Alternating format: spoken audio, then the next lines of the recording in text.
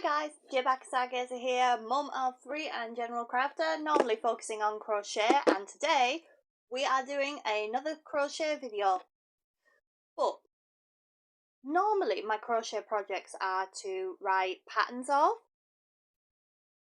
but not really today because I do have a stall that I do once a month as well, just to like clear my back stock and everything. So this video I actually had an idea to make something just for my stall.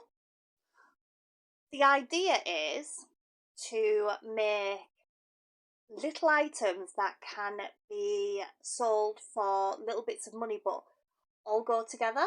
So I sketched out a plan. I'm not going to point here because last week's video I was pointing here and then I had to do big arrows that pointed here. So wherever it may be. And speaking of last week, I am so happy people are voting on the next AI to reality video. Voting is still open till the end of this week, so about the 22nd, I think. Yeah, that should be right.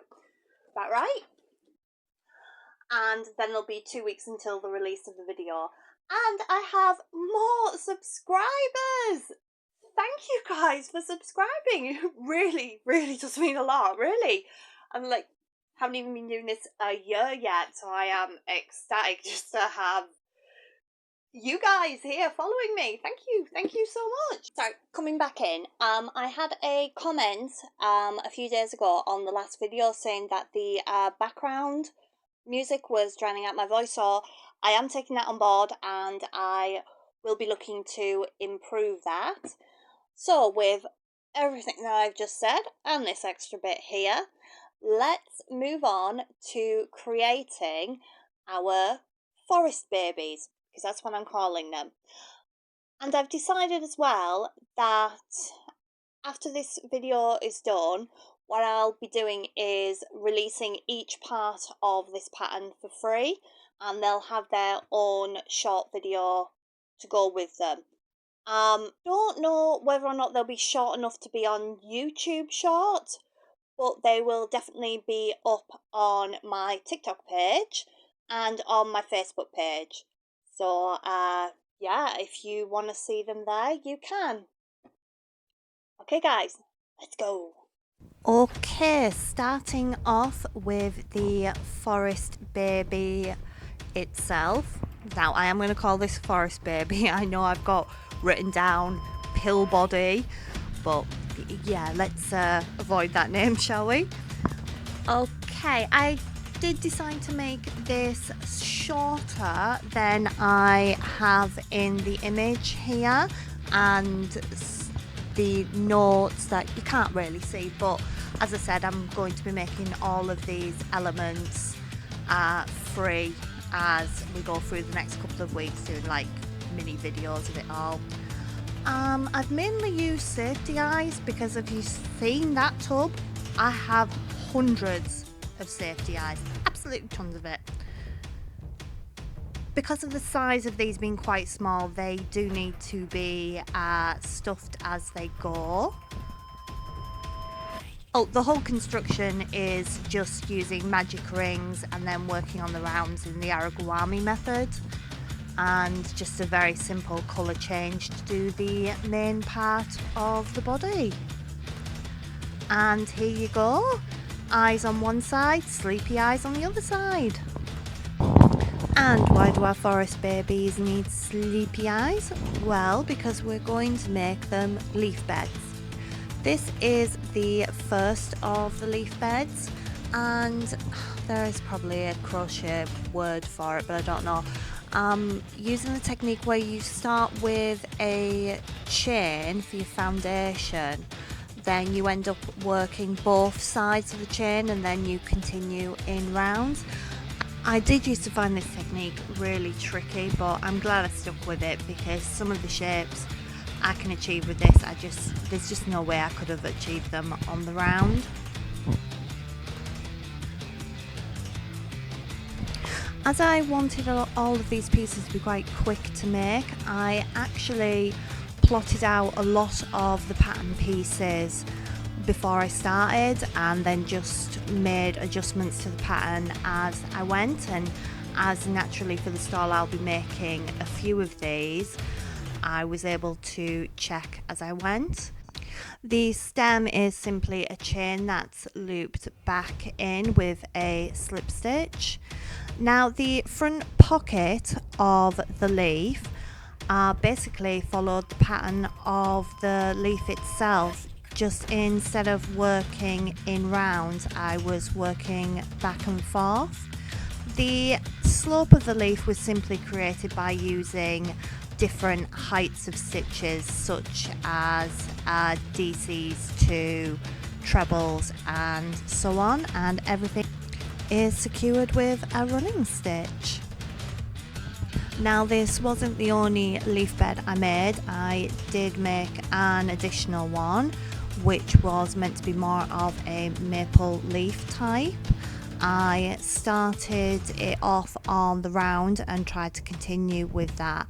Now, while the end result is passable, it's not what I was after, but as I don't really want to spend too much time fiddling with all of this, I may come back to this leaf at the end. I think maybe it needs to start on the round and then have chains coming off to create the points.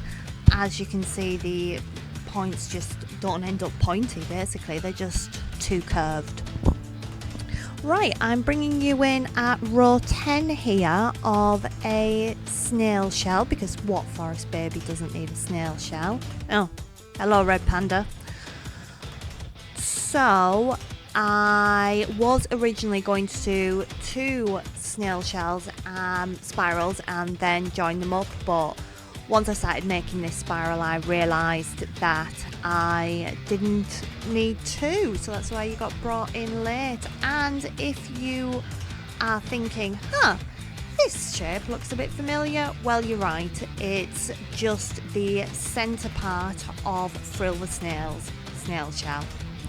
And I rolled it up and slip stitched it, just use a needle to secure it, as I did with frills.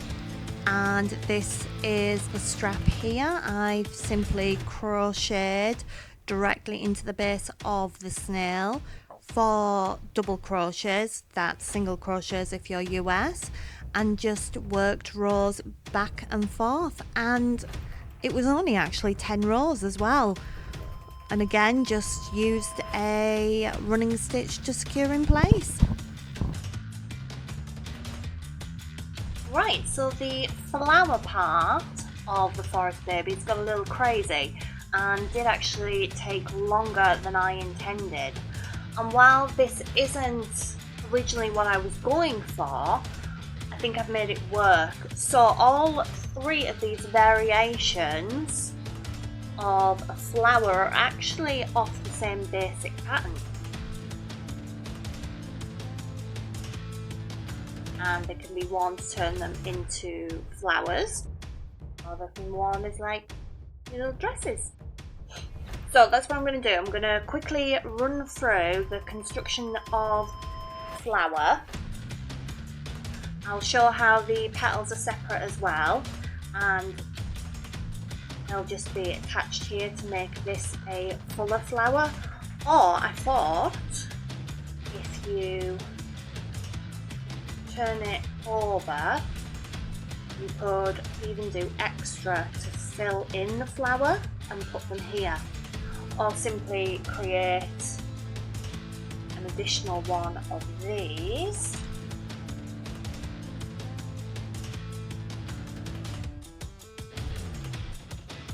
to really fill it out. Have a little one inside and a big one along the outside. Keep in mind there will be some little hats coming as well, and that can make the little forest baby look like the centre of the flower. So chain 11, join into a ring, then 10 double crochet, that's single crochet a few US around,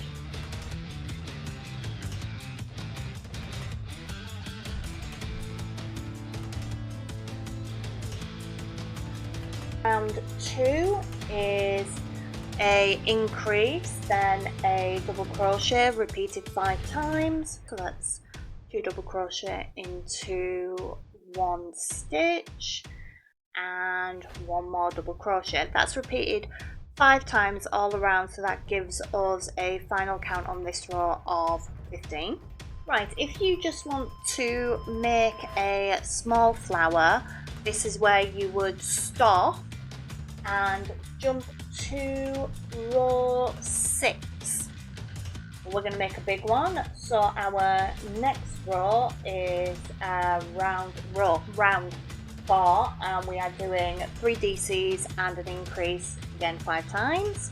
Step 6 is the individual parts of the petal, and that can be multiplied as many times as you want for as many petals as you want on the final flower.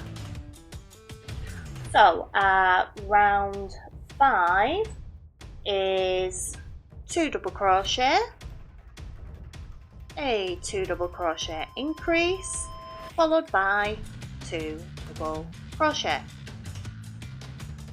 Now instead of doing 4 double crochet then the increase, I've split them up. It just helps if you stagger your increases on your rounds as you go, especially if you want something to be really circular at the end, because if you keep your increases in the same place, you end up with more straight edges. So this way just gives more of a curved appearance. Okay, we're at round 6 now, which is where we start our petals. Now, so if you are doing them separately, you would do each petal, which is rows 6, 7 and 8, individually, break off your yarn and reattach, or you work them in completed rounds. Why do I keep saying that wrong? As I've done here, just repeating your steps in round 6 5 times, then your steps in row 7 5 times, and your steps in row 8 5 times. Start with a slip stitch.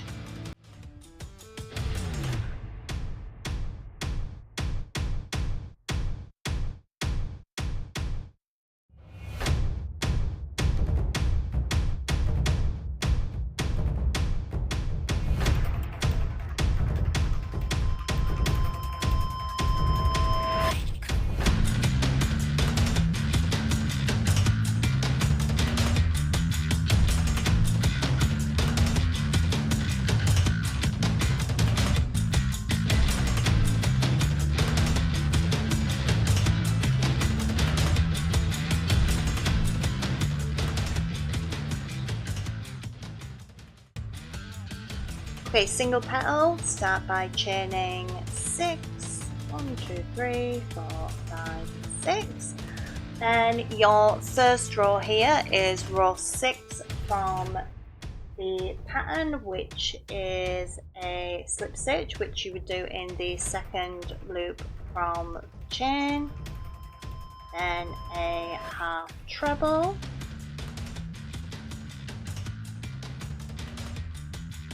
two trebles in the next stitch. Please remember I work in UK terminology, but I will do my best when I release these bits for free to translate them into US terminology as well.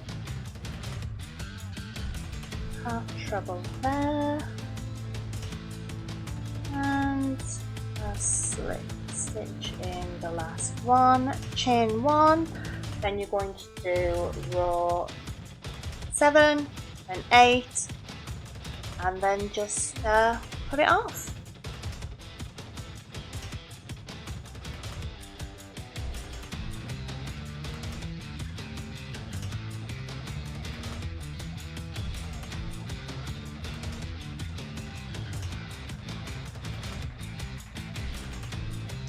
And there you go, and you would use these ends to attach to your other flowers in whatever way you would want to. Okay, so we're going to move on now to making the butterflies. Now the butterflies have a body section. I'm not going to show you me making this because it's really easy. It just starts with 6 DCs, increasing out to 12, then to create. The tube is just DCs on the round all the way up. Right, let's make some wings.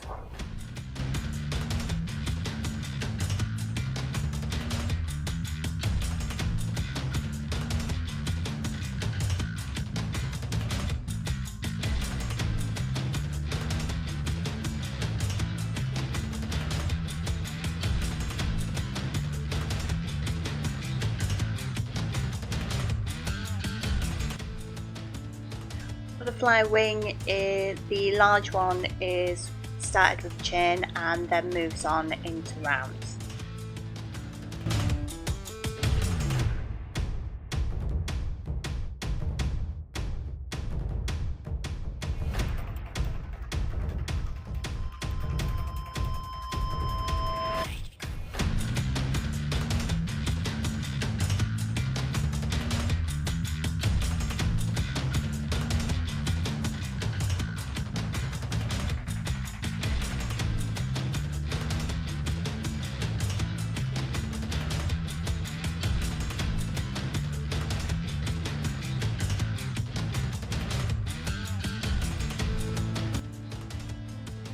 The little wing starts on the round, but to achieve the shape at row 3 it starts to work back over on itself.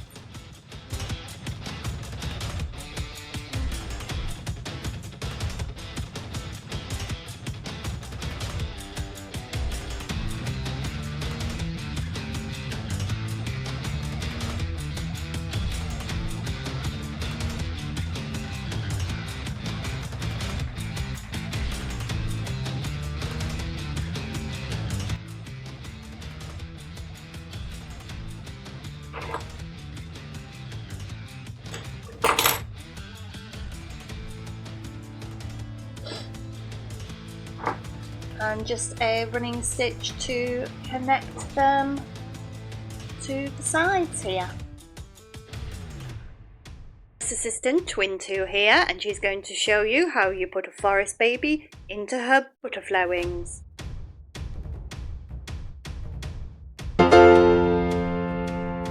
Okay, the last part that I'm going to show today is the hats, which I am very taken with now, and since this mushroom came out so well, I will be doing some more shorts with different hat designs.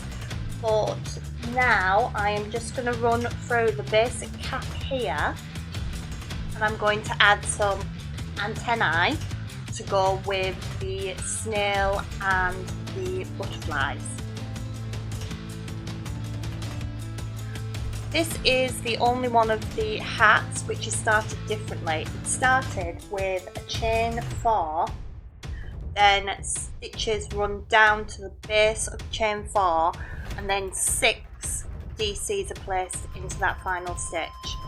Then you would follow on with the basic cap design, which here starts with a magic ring with 6 DCs in it. And we are going to be starting exactly the same way as this.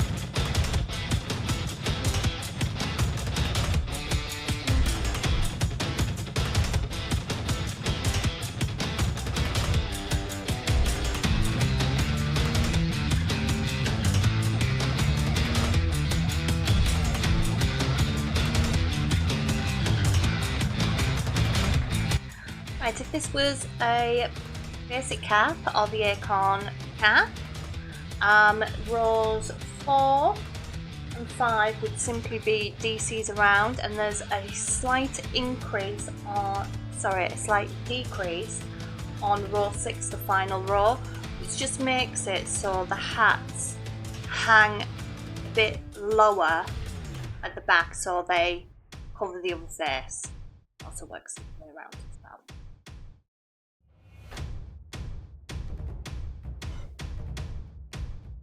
But as this one needs antennae, row 4 is a little bit different.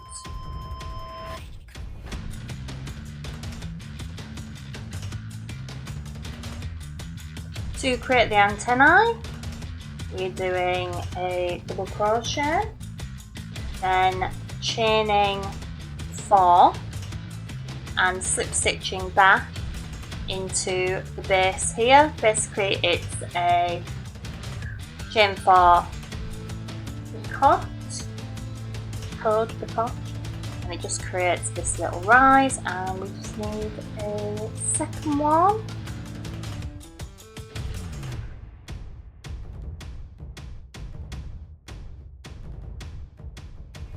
And these do not count as stitches, so you just need to be careful that on the next row you don't accidentally add 2 stitches.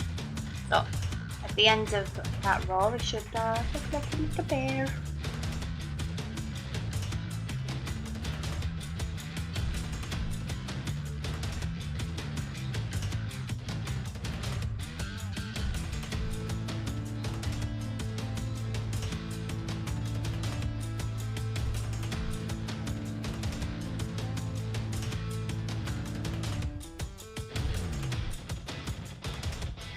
Messy there towards the end, but that's what happens when you use up all your spare yarn.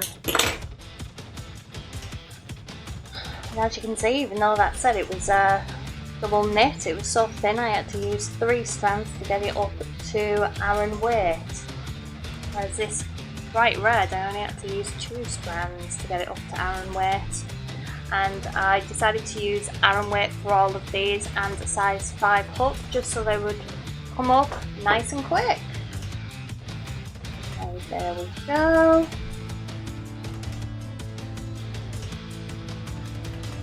Little antennae. Oh, I guess I could pass the bear ears as well. Maybe we should make it a bear outfit as well. And here we go, all the pieces I've been making while filming. And this will be roughly how I set it up on the stall. I'll decide on prices, or if I want to do group bundles closer to the day. Alright, thanks again for watching everyone.